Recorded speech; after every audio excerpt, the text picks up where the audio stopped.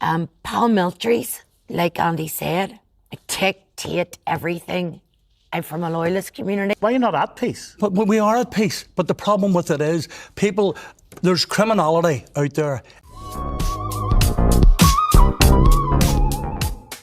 So tell me what it's like. I hate the fact that people like you are labelled. What's it like living on the streets? It is not a safe place for any vulnerable person to live on. How did you end up in the street? I was accused of being protected by certain paramilitaries, and they thought that they could actually try and run my life every day. Do you know what paramilitary group it was? It was North Diamonds. Okay. And one's up in Carrick. Right. Wonder did Gordon Lyons, when he was talking to LCC, bring up paramilitaries driving people out of homes, because he was talking about social housing, wasn't he? I don't know. So paramilitaries ended up driving you out of your home, basically? Yeah, they near killed my mum too, if my mum was in the house.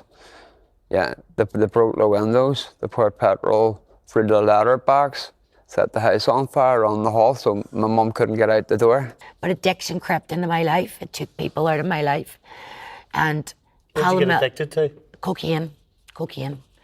Paramilitaries, like Andy said, dictate everything. I'm from a Loyalist community, but they dictate everything. They provide the drugs. I don't care. I say it on live TV. Steven Nolan, they provide the drugs. You pay their bills for them, basically. And then if there's an issue with drug taking... Then they've got the cheek to say that they try to take out... Again and again drug and again. dealers. Yes. They've actually got the cheek to do this. Yes, you're 100% hand in my heart. You're 100%. Right, playing the fear here, right? See what Jules was saying? Everything Jules is saying is actually true. Paramilitaries try and run your life. And they also try to get you. I slept with petrol beside my bed in a lighter for 10 years. Why? Because the door kept going up the hall. So many times I was frustrated. The first time it ever happened to me, it was during the Troubles, I'll be honest. I was lying in a bath naked. This is true. And the door went in round me, and it was the UDA, and they shouted clear. It wasn't me they were after. That would be... But the shame that I felt lying in a bath naked, not knowing where my children safe up the stairs. They were looking, my children's father, he's dead now. That was like, the next day I collapsed, and I had such a fear in me, and it crippled me. And then I sort of, from then, I already had PTSD, but it got worse then. That would be the UDA, Gavin Robertson, which it's your party's position that they're still entitled to be transitioning, right? That would be the UDA. These lovely people sitting here today telling stories about what paramilitaries do. And Gavin, all I'm asking is, when does the transitioning end? That's all I'm asking. You're a politician that's done a lot of good in this country. When does the transitioning end, Gavin? It's never going to end. Stephen, I'll tell you how bad it got for me. I mean, the South East Antrim UDA are ruthless, but they weren't the worst for me. See Gary Haggerty, while he was a police informant and he was directing terrorism, he personally had a vendetta against me and my family. There's no word saying now. What's been done with Welcome Sound there was, I see it as like cowardly, the way they done it, yeah. And little do they know, the drugs are coming from their own people on their own front doorsteps. If you know what I mean, Stephen? Yeah. You know what I mean? So like in that bit of the community, they're complaining about the Welcome Centre. They need to look at their own estate and what they're doing to young kids. And we'll move on at that. We'll talk about it on the radio show in the morning. The row over the Education Minister Paul Givan meeting with the LCC intensified last week. The LCC represents the views of the UDA and UVF. It all kicked off again after the former leader of the PUP, Brian Irvine, told Buckler the UDA and UVF are waiting in the wings to defend their country if needed. I, however, do have concern, and I share those concerns, but I'll continue to work in every community to bring them forward. Well, Mr. Givan says he's prepared to get his hands dirty, but how dirty is it dealing with the LCC who convey the views of paramilitary groups? Jim Wilson, former member of the Red Hat Commando, with us this evening, and I want to talk about the reality of Northern Ireland and the reality that most law-abiding people don't want anything to do with paramilitaries, paramilitarism, or gangsterism. You accept that? Absolutely, yeah. So why is there a need for the UDA and UVF? We're talking about peace and people trying to further themselves on in the peaceful way forward, and that's exactly what we're doing in the LCC. You may not know that, but for the last 2 or 3 weeks, you have constantly attacked us in reference to what we are doing in education. We've been doing education for 10 years with ministers, with John Kyle, who was in the PUP and brought a booklet out on education, and stuff like that has been constantly going on, but nobody wants to know about it. But if the UDA and the UVF, as Brian Irvine said on both Good Morning Ulster and repeated it, we've done it tonight, those groups are waiting in the wings, just ready to shoot again if they determine, because they're judge and jury, right? If they determine that they're going to become the defenders of this country. My personal opinion is we're still striving towards peace.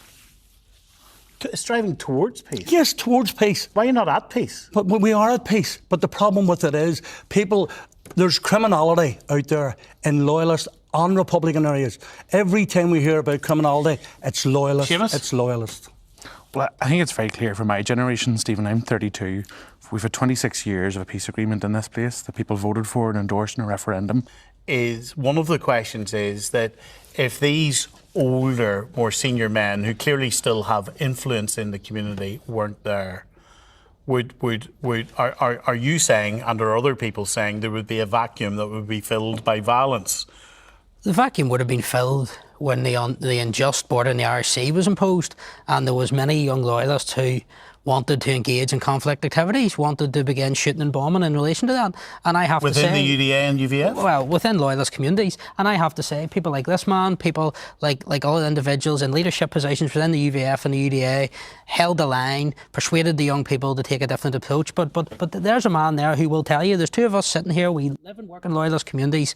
Right or wrong, Jim, there was young people who wanted to engage in conflict. Chomping at the bit is absolutely right. But it doesn't add up, does it, that it would just be young people wanting to... and shoot and bomb the British government? Who are they going to shoot? The UVF and the UDA could have swelled their ranks by hundreds, thousands of young people over the protocol, and they didn't. Well, they were angry. They were angry. Listen, I heard young people talking about that they wanted to plant bombs in Dublin. Genuinely, that's what young people, loyalist communities were saying. They were so angry. And these fringe elements, as it's being described, of the UDA and UVF who engage in criminality, should they be expelled from the organisations if they do that? Stephen, up until Naomi Long took over as Justice Minister, we had met with every Secretary of State and every Chief Constable.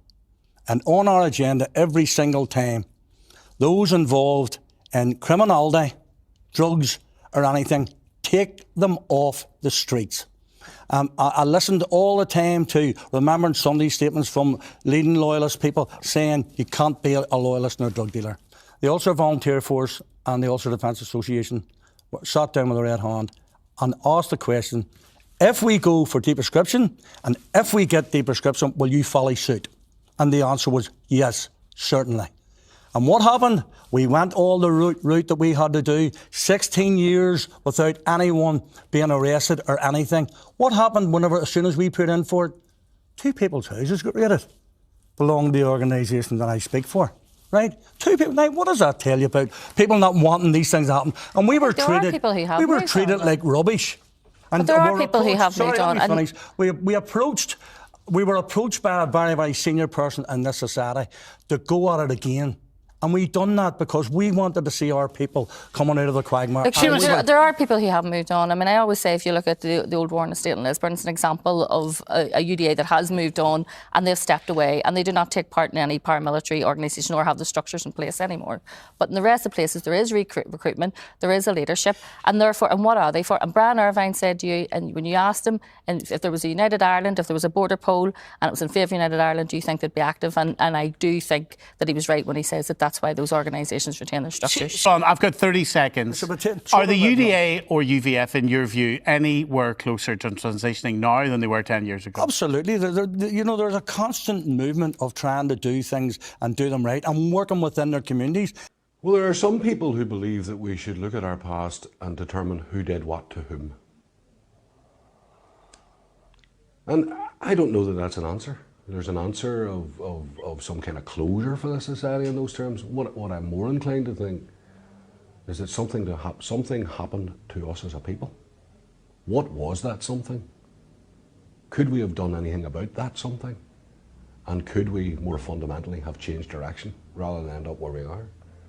And I think we need to genuinely look back and say, if all we are to do is examine the violent acts, that will tell us about violent acts. That will tell us about the capacity of man's inhumanity to man.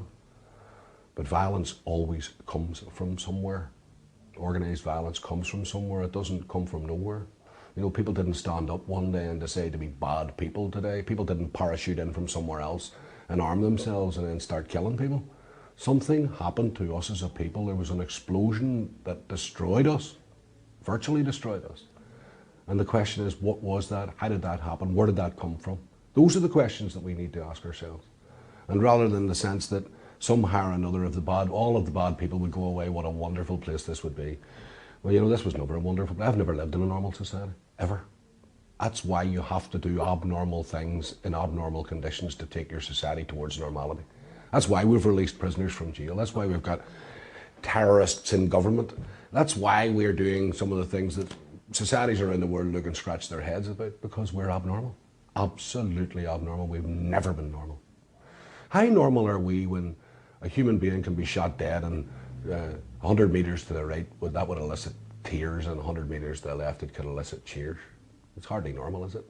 Hardly normal when our children at the age of 4 are imbued with a sense of difference. Hardly normal, is it? And you know, if we all cast our mind back to the days that the hunger strikers were born, because of our abnormal society, you could see, if you closed your eyes, them on the helter-skelter to nowhere. Or indeed the victims who found themselves in pools of blood or blown to pieces. You know, you could map their lives from the day they were born, and it'd be a downward spiral because of the abnormality of this society.